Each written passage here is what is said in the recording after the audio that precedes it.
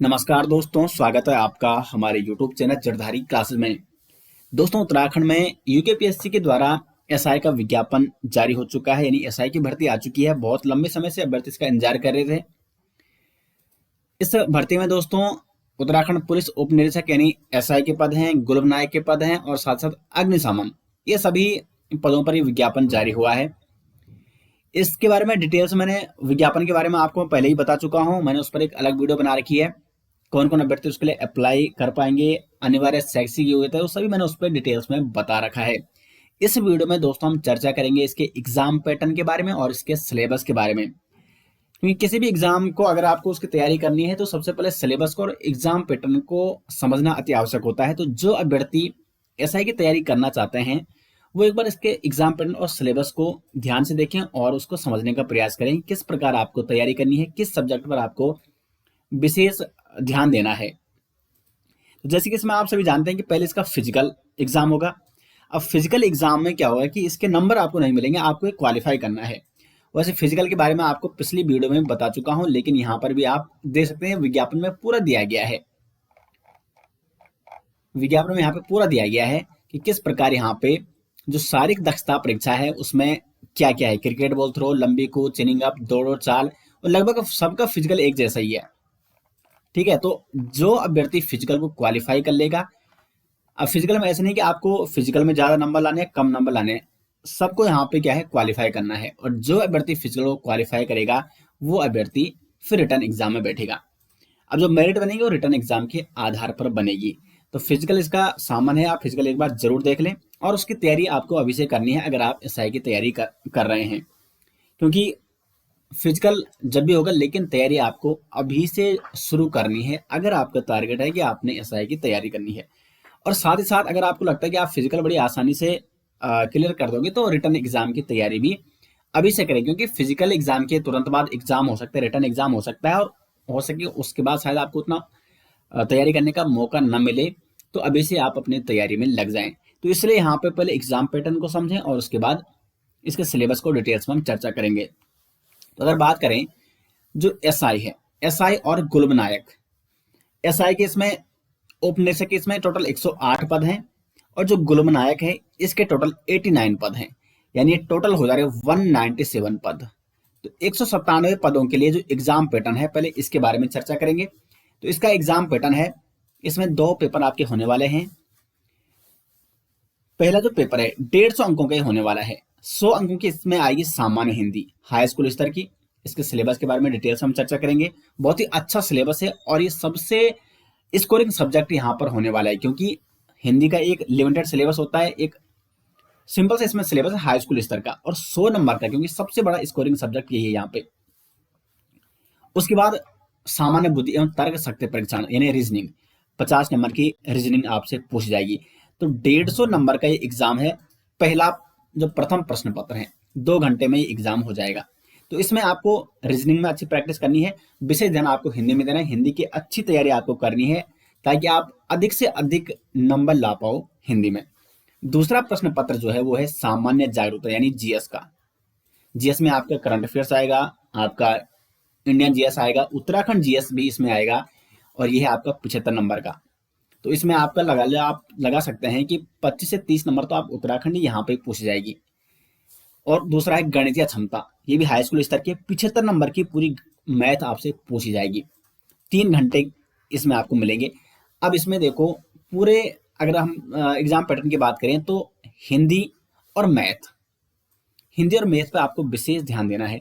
इस पे अभी हम सिलेबस के बारे में डिटेल्स चर्चा करेंगे, वहां पर मैं आपको बताऊंगा कि क्यों आपको हिंदी और मैथ में विशेष ध्यान देना है। तो ये तो 197 पद, जिसमें एसआई के और गुल्ब नायक के जो 197 पद है, एसआई के 108 पद और गुल्ब नायक के 89 पद, उसका एग्जाम पैटर्न है।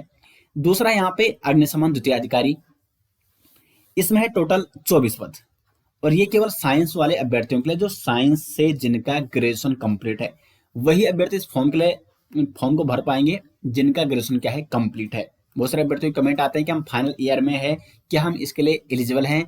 तो आप एलिजिबल नहीं है। जो जिस अभ्यर्थियों का जब विज्ञापन आ चुका है, तो अगर जिन अभ्यर्थियों का यहाँ पे ग्रेजुएशन कंप्लीट है, स्नातक कंप्लीट है, वही इसके लिए अप्लाई कर सकेंगे। तो अग्निशमन द्वितीय अधिकारी में केवल विज्ञान स्तर वाले अभ्यर्थी जिनका विज्ञान विषय से क्या है ग्रेजुएशन है, वो अप्लाई कर सकेंगे। तो इनका यहाँ पे क्योंकि सब्जेक्टिव है, तो सब्जेक्टिव यहाँ पे एग्जाम में, एग्जाम पैटर्न में और सिलेबस में सब्जेक्ट पूछ जाएंगे।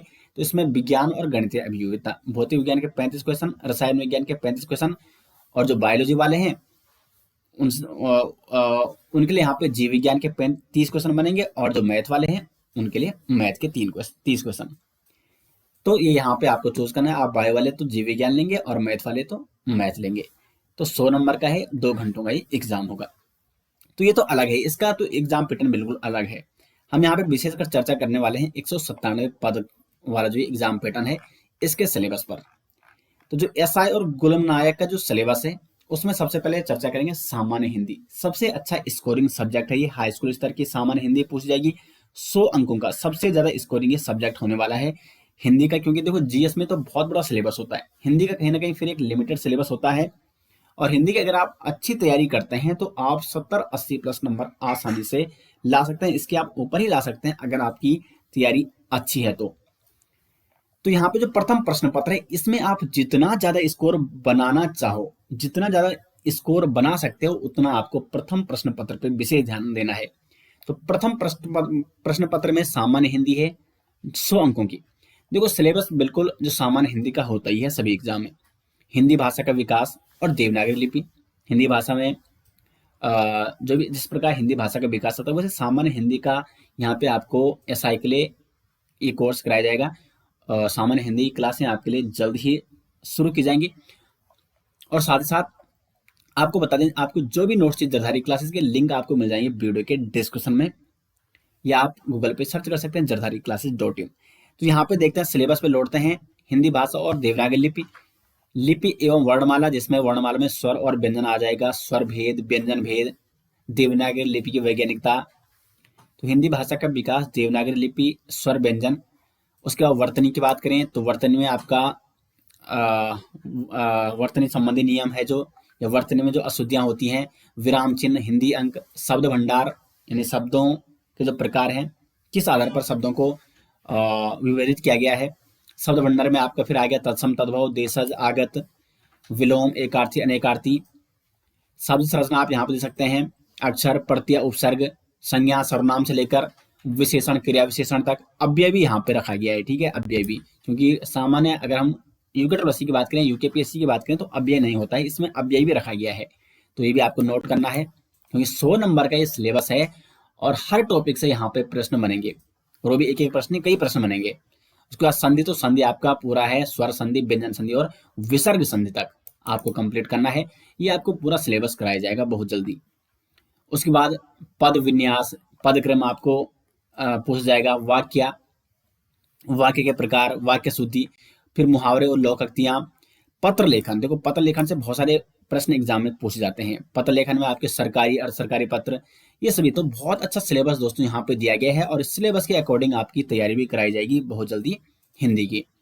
उसके बाद जनसंचार एवं हिंदी कंप्यूटिंग, जनसंचार के विभिन्न माध्यम, जिसमें समाचार पत्र, पत्रिकाएं, रेडियो, टेलीविजन, ये सब आ जाएंगे। हिंदी साहित्य, तो हिंदी साहित्य का सामान्य परिचय, जो एनसीईआरटी की 10वीं और 12वीं कक्षाओं का जो पाठ्यक्रम है, तो उसमें जो भी लेखक हैं, जो भी कवि हैं, कवियत्री हैं, उनके जो रचनाएं हैं वहां से प्रश्न बनेंगे, कौन सी रचना किसकी है। तो सबसे यहाँ पे अच्छा सिलेबस है हिंदी का, और क्योंकि ये सबसे महत्वपूर्ण इसलिए है कि 100 नंबर का अच्छा स्कोरिंग सिलेबस है, तो इसलिए आपको सबसे ज्यादा विशेष ध्यान देना है हिंदी पे। उसके बाद सामान्य बुद्धि एवं तर्कशक्ति परीक्षण। अब देखो जो रीजनिंग है, रीजनिंग आपने देखी होगी यूकेपीएससी या यूकेटीएससी के एग्जामों की, जो यूकेपीएससी के जनरल एग्जाम होते हैं उसमें अगर रीजनिंग की बात करें तो सामान्य रीजनिंग ही बनती है, कोई ऐसे नहीं कि बहुत टफ रीजनिंग बने। अगर आप 50 में से अगर आप रीजनिंग की तैयारी भी नहीं करते तो 50 में से आप 35-40 नंबर आसानी से ला सकते हैं, लेकिन आपको टाइम लगेगा। इसलिए तैयारी आपको इसलिए करनी है, प्रैक्टिस आपको इसलिए करनी है कि आपका टाइम बचेगा। और फिर अगर आप अच्छे से तैयारी करते हैं तो आप 40-45 नंबर या 45 से 50 के बीच भी बहुत सारे अभ्यर्थी इसमें नंबर लाते हैं। तो इसलिए मैंने आपको पहले ही बता दिया है कि जो प्रथम प्रश्न पत्र है 150 अंकों का, इसमें आपको विशेष फोकस देना है कि अधिक से अधिक स्कोर आप इसमें कर पाओगे। तो ये तो यहाँ पे रीजनिंग का सिलेबस है। उसके बाद जो दूसरा प्रश्न पत्र है 150 अंकों का, इसमें देखो जीएस, जीएस में जीएस है 75 नंबर का, और फिर है मैथ 75 नंबर की, और ये भी आपका है फिर 150 अंकों का। टोटल 300 अंकों का एग्जाम होगा। तो अगर हम बात करें द्वितीय प्रश्न पत्र की, तो 150 अंकों का ये भी है, 3 घंटे का है। तो जो जीएस है, सबसे पहले जीएस की बात करें तो देखो 75 अंकों का जीएस आपको पूछ जाएगा। अब इस जीएस में आपका क्या है, इसमें सबसे पहले देखो लगभग 20 या 25 या 30 इसमें आपका उत्तराखंड का जीएस पूछा जाएगा। फिर लगभग 10 से 15 नंबर, क्योंकि यूकेपीएससी करंट अफेयर्स अच्छे लेवल का पूछता है। जब भी अगर आप कोई भी यूकेपीएससी का एग्जाम दे रहे हो तो करंट अफेयर्स पे विशेष ध्यान दें। करंट अफेयर्स 10 या 15 नंबर का यूकेपीएससी पूछता है। पूरे 1 साल का करंट अफेयर्स आपको अच्छे से तैयार करके जाना है। और करंट अफेयर्स की हमारी डेली सीरीज चलती है, डेली करंट अफेयर सीरीज, साथ साथ वीकली करंट अफेयर सीरीज, और हम फिर यहाँ पे ई बुक भी हमारी आती रहती है करंट अफेयर्स की। तो अगर आपको करंट अफेयर्स के नोट्स चाहिए तो लिंक आपको मिल जाएगा वीडियो के डिस्क्रिप्शन में, और साथ ही साथ हमारी डेली करंट अफेयर सीरीज से आप जुड़ सकते हैं। उससे आपको यहाँ पे काफ़ी मदद मिलेगी। इस जीएस वाले पोर्शन में लगभग 10 या 15 नंबर का करंट अफेयर्स आएगा, और लगभग 3 से 4 नंबर का कंप्यूटर के क्वेश्चन है, 5 नंबर की करंट कंप्यूटर क्वेश्चन। ठीक है, अब देखो यहाँ पे माना 30 नंबर यहाँ पे उत्तराखंड पूछ जाता है, 10 नंबर का करंट पूछ जाता है, 40 और 5 नंबर का कंप्यूटर, तो 45 तो ये हो गया। बाकी कितना बचा, 45 और 50।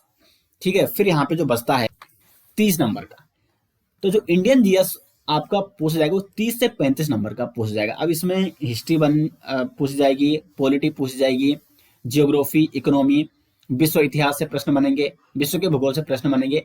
तो वो सारे प्रश्न बनेंगे 30 नंबर से। तो इसलिए आप जीएस अपने लेवल पे देखिए कि आप किस लेवल पे तैयारी कर सकते हैं जीएस की। अगर आपको लगता है कि आपका जो ये 30 नंबर वाला पोर्शन है इंडियन जीएस, वो उतना अभी उस मजबूती से आप उसकी तैयारी नहीं कर सकते हैं, वैसे तैयारी आपको करनी चाहिए।